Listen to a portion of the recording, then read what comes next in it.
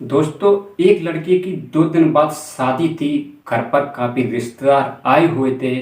सभी जो रिश्तेदार थे वह गुजारिश करते हैं, जो अप्रैल का महीना जो था, काफ़ी गर्मी पड़ रही थी, तो वह छत पर सोने के लिए विनती करते हैं। तभी वह सभी शाम के वक्त छत पर जा ही रहे होते हैं। लेकिन जिस लड़के की शादी थी वह भी छत पर चढ़ता है, लेकिन होता क्या है, उस लड़के का पैर फिसल जाता है और वह नीचे गिर जाता है। जब उसे जल्दी से आनन फानन में हॉस्पिटल ले जाया जाता है।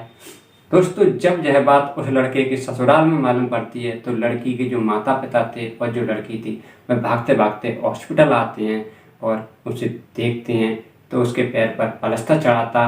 तभी थोड़ी देर बाद जो लड़के के माता पिता थी, जो लड़की आई हुई थी उसके जो माता पिता थे वह जाने की गुजारिश करते हैं। लेकिन तभी लड़की क्या कहती है कि पिताजी, मैं आपके साथ अभी नहीं जा सकती, मैं इनके साथ ही रहूँगी, मैं इनकी सेवा करूँगी।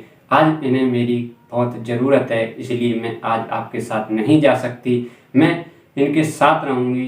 दोस्तों, जब यह सब बात हॉस्पिटल वाले सुनते हैं, सभी लोग सुनते हैं, वह तंग रह जाते हैं। लेकिन इस बात को धीरे धीरे कुछ समय गुजरता है, काफ़ी दिन गुजर जाते हैं। लेकिन जब उस लड़के की छुट्टी होने वाली थी तभी इसी बीच वह लड़का उस लड़की के साथ कुछ ऐसा कर देता है जिसे सुनने के बाद सभी जोर जोर से रोने लगते हैं, चीखने लगते हैं। दोस्तों, आखिर क्या थी पूरी कहानी, आइए इस वीडियो के माध्यम से जानते हैं। जब तक आपसे एक ही गुजारिश, प्लीज़ चैनल को सब्सक्राइब कर दें ताकि यह वीडियो और लोगों तक पहुंच जाए और हमारा हौसला बढ़ता रहे। दोस्तों, यह कहानी है हरियाणा की एक गांव की, जहां एक लड़के की 2 दिन बाद शादी थी। घर पर सभी रिश्तेदार आए हुए थे, काफ़ी खुशी का माहौल था और सभी हंसी खेल रहे थे। लेकिन होता क्या है, जो शादी जो थी उस वक्त अप्रैल का महीना था, काफ़ी जोर की गर्मी पड़ रही थी। सभी रिश्तेदार जो थे वह छत पर सोने के लिए जा रहे थे। इसी बीच वो जो लड़का था जिसकी शादी थी वह भी छत पर चढ़ता है, लेकिन होता क्या है, उसका पैर फिसलता है और वह उससे नीचे गिर जाता है। जब भी जल्दी से उसे आनन फानन हॉस्पिटल ले जाया जाता है तभी डॉक्टर उसके पैर में फ्रैक्चर घोषित कर देते हैं। और जब यह बात जिस लड़की के साथ शादी होने वाली थी उसके घर पर मालूम पड़ती है तो उसके जो माता पिता थे और वह जो लड़की थी वह भागते भागते हॉस्पिटल आते हैं और उस लड़के के पास जाते हैं। तभी थोड़ी देर बाद वह उसके पास बैठते हैं और तभी उस लड़की के माता पिता कहते हैं, जिसका नाम रश्मि था और उस लड़के का नाम दीपक था। तभी रश्मि के माता पिता कहते हैं कि चलो बेटा, अब घर पर चलते हैं।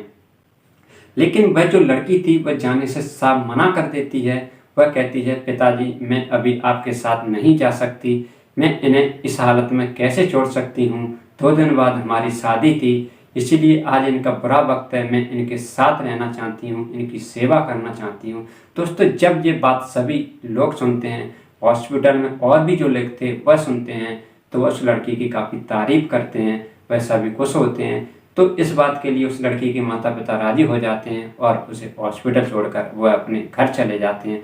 दोस्तों, वह लड़की उसकी इतनी सेवा करती है जिसे देखकर सभी खुश हो जाते हैं। इसी बीच क्या होता है कि कुछ दिन बीतते हैं तो वह कभी प्यार की बातें करते थे तो कभी अपने फ्यूचर की, भविष्य की बातें करते थे, कैसे क्या करना है, वह सब प्लान बनाते थे। लेकिन इस बात को धीरे धीरे करीब 13 दिन बीत जाते हैं, लेकिन तभी डॉक्टर बताता है कि आपकी कल छुट्टी हो जाएगी।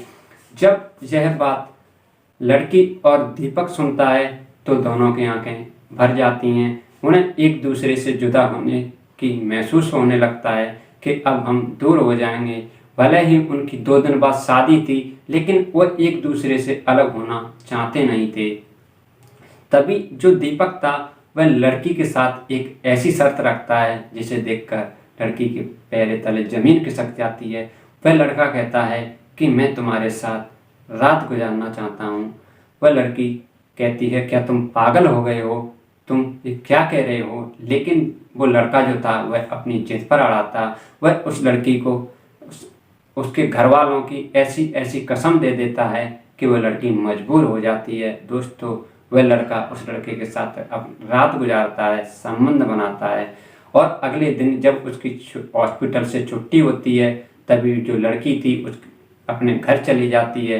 तभी वो जो लड़के के घर वाले थे वह कहते हैं चलो कोई बात नहीं, अब हम इस शादी को नवंबर के माह में करेंगे। तभी वह जाकर लड़के से पूछते हैं कि अगर नवंबर में शादी की जाए तो कैसा रहेगा। दोस्तों इस पर जो दीपक था वह कहता है कि मैं उस लड़की से शादी नहीं करना चाहता। दोस्तों जब यह बात सभी लोग सुनते हैं तो सभी की आंखें फटी की फटी रह जाती हैं। वह सोचते हैं कि आखिर ये लड़का ये पागलों जैसी बातें कैसे कर रहा है, आखिर ये ऐसा कैसे कर सकता है। जो लड़की इसके साथ 13 दिन रहकर इसकी सेवा करी, इसके साथ रातों में जागती रही, रोती रही, चीखती रही, लेकिन इसे कोई फर्क नहीं पड़ता और यह उसी लड़की से शादी के लिए साफ मना कर रहा है। लेकिन काफ़ी जोर लगाते हैं, लेकिन वह लड़का जो था वह किसी की बात नहीं मानता, वह शादी से साफ मना कर देता है। तभी यह बात उस लड़की के घर वालों को मालूम पड़ता है तो उसके माता पिता आते हैं और वह कहते हैं कि समधी आखिर हमने क्या गलती कर दी, हमारे गांव में कोई इज्जत भी है, हमारी सब जगह बदनामी हो जाएगी। लेकिन वो जो लड़के के माता पिता थे वह कहते हैं हम कर भी तो कर क्या सकते हैं, दीपक शादी के लिए बिल्कुल राजी नहीं है। इस बीच क्या होता है कि वो लड़का जो था वो शादी से मना कर देता है, रिश्ता टूट जाता है।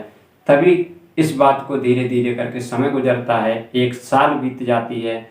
दोस्तों उस लड़के की दूसरी जगह सगाई हो जाती है। होता क्या है कि उस लड़के के साथ वही समय फिर से दौड़ता है। भगवान के कहते हैं ना कि भगवान के घर देर है अंधेर नहीं। होता क्या है कि जब उस लड़के की दूसरी जगह शादी होने वाली थी, शादी के सिर्फ 4 दिन बाकी थे, इसी बीच वही घटना उसके साथ फिर दोहरती है। सभी रिश्तेदार छत पर सोने के लिए जा रहे थे, वही अप्रैल का महीना था और वो लड़का फिर से छत पर जाता है। तभी उसका पैर फिसलता है और अब की बार उसका दूसरा पैर जो था वह पूरी तरह से टूट चुका था, वह काफ़ी घायल हो चुका था। उसे जल्दी से हॉस्पिटल लिया जाता है। तभी डॉक्टर कहते हैं कि इसका पैर जो था वह पूरी तरह से टूट चुका है, अब इसे ठीक होने में काफ़ी समय लगेगा। जब यह बात इस लड़की के घर वालों को मालूम पड़ता है तो लड़की के जो माता पिता थे वह शादी से साफ मना कर देते हैं। वह कहते हैं तुम्हारे बेटे को ठीक होने में काफ़ी समय लगेगा, लेकिन हम अपनी बेटी की शादी का अब इतना इंतज़ार नहीं कर सकते, इसीलिए यह शादी नहीं हो सकती। दोस्तों जब यह बात सभी सुनते हैं तो सभी रोने लगते हैं, लेकिन कर भी तो कर क्या सकते थे। जो लड़की थी और जो उसके घर वाले थे वह उस लड़के को देखने तक नहीं गए। तभी वह अपने घर चले जाते हैं। तभी उस लड़के के जो माता पिता थे और जो काफ़ी रिश्तेदार थे वह उस लड़के के पास जाते हैं और उससे कहते हैं देख लो दीपक, एक ये लड़की थी और एक वो लड़की थी जिसके तुम्हारी इतनी सेवा करी थी और तुमने उससे बदले में क्या दिया था। आज ये लड़की है जो तुम्हें देखने तक नहीं आई और तुमने उस लड़की के साथ अच्छा नहीं किया था, उससे रिश्ता तोड़कर तुमने सही नहीं किया। दोस्तों इसी बीच होता क्या है कि जब इससे पहले जो दीपक था वह हॉस्पिटल में आया था और वो जो लड़की भी आई थी, तो इसी बीच एक नर्स से इन दोनों की दोस्ती हो जाती है। तभी वो जो नर्स जो थी उस लड़की को फ़ोन कर देती है। वह कहती है कि दीपक का फिर से पैर टूट चुका है, वह हॉस्पिटल में भर्ती है। वह लड़की सोचती है क्यों ना इसी वक्त सही मौका है, मैं जाकर उस लड़के से बदला लेती हूँ। दोस्तों वह लड़की अपने सर पर एक दुपट्टा लपेटती है और जाकर हॉस्पिटल में पहुँच जाती है। वह जाकर देखती है कि उस लड़के के पास उसकी माँ बैठी थी। वह जो लड़का था वह उस लड़की को जैसे ही देखता है वह तो समझ जाता है कि ये वही है जिससे मैंने अपना रिश्ता तोड़ दिया था। वह जो लड़के की जो माँ थी वह नहीं पहचान पाती। जब वह लड़की जैसे ही अपना चेहरा खोलती है उसकी माँ देखते ही उसे रोने लगती है, वह लड़का भी रोने लगता है। लेकिन वह कर भी तो कर क्या सकती थी। वह उस लड़की से माफ़ी मांगती है। वह लड़का भी दीपक उससे माफ़ी मांगता है। वह कहता है मुझे माफ़ कर दो, मैंने तुम्हारे साथ सही नहीं किया, तुमने मेरे साथ कितना अच्छा व्यवहार किया था, लेकिन मैंने तुम्हारे साथ सिर्फ हमेशा गलत ही किया, इसके लिए हो सके तो मुझे माफ़ कर देना। दोस्तों इसी बीच जो माँ थी लड़की की दीपक की वह वहाँ से उठकर चली जाती है। वह जो लड़की थी वह जो लड़का था वह लड़का उस लड़की का हाथ पकड़ता है और उससे कहता है मुझे माफ़ कर दो, शायद तुम्हारी जहाँ भी शादी हुई हो तुम खुश रहना सदा के लिए, मैं भगवान से यही दुआ करूँगा तुम्हारी आंखों में एक भी आंसू ना आए।